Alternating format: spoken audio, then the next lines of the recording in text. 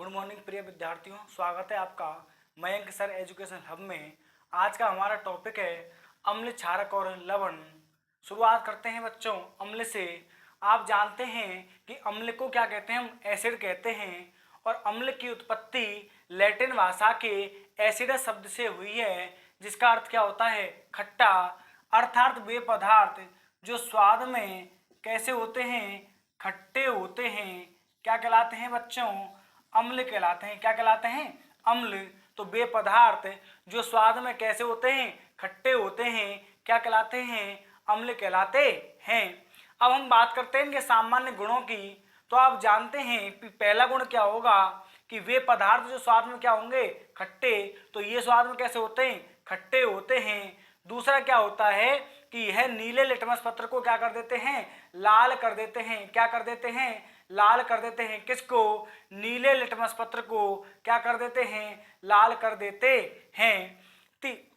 तीसरा हमारा गुण है अम्लों का कि यह जलीय विलयन में क्या देते हैं बच्चों?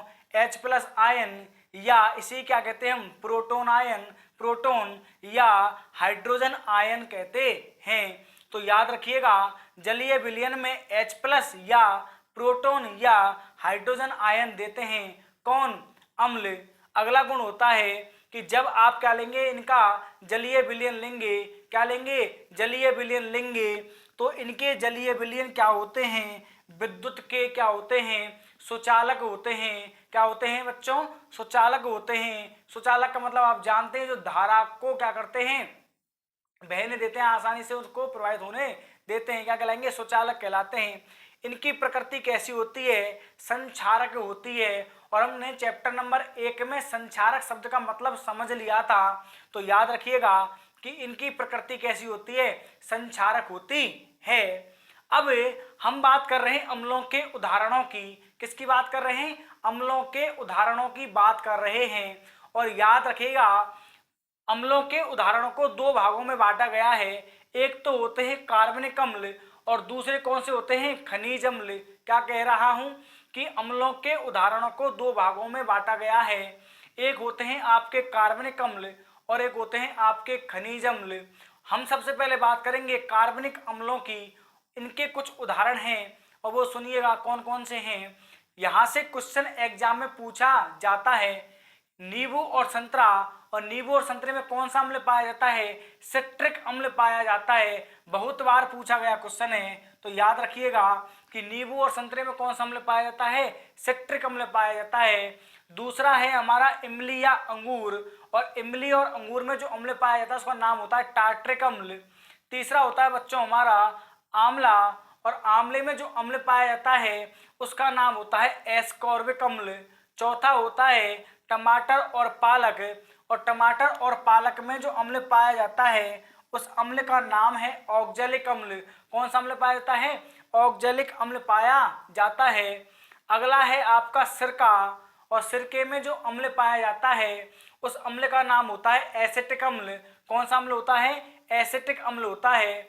अगला आपका पदार्थ जो दिया हुआ है इसमें अम्ल पूछा जाता है वह है सामान्यतः चींटी का डंक, और चींटी के डंक में जो अम्ल पाया जाता है उस अम्ल का नाम होता है फॉर्मिक अम्ल। कौन सा होता है? फॉर्मिक अम्ल होता है। लेकिन आप एक बात और याद रखेंगे कि इस फॉर्मिक अम्ल का ही IUPAC नाम क्या होता है? मेथेनोइक अम्ल होता है। क्या होता है? मेथेनोइक अम्ल होता है। जो कक्षा 12 के एग्जाम में पूछा गया क्वेश्चन था इसी साल 2024 में। एक पादप होता है नेटल पादप।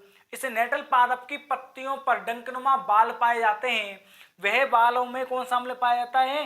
मेथेनोइक अम्ल पाया जाता है। तो मैंने दोनों लिख दिए हैं आपको कि चींटी के डंक में तो पाया जाता है फॉर्मिक अम्ल, और इसका IUPAC नाम क्या है? मेथेनोइक अम्ल।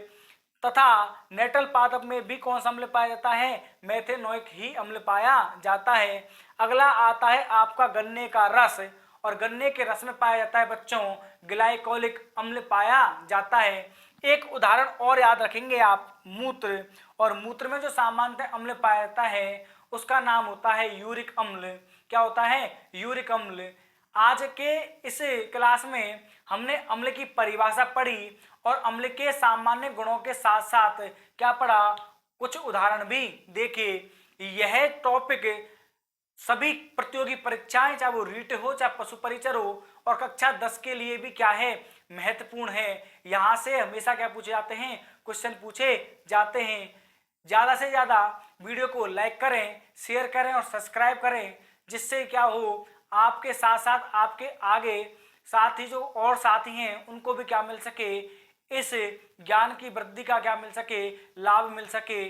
तब तक के लिए मिलते हैं अगली वीडियो में।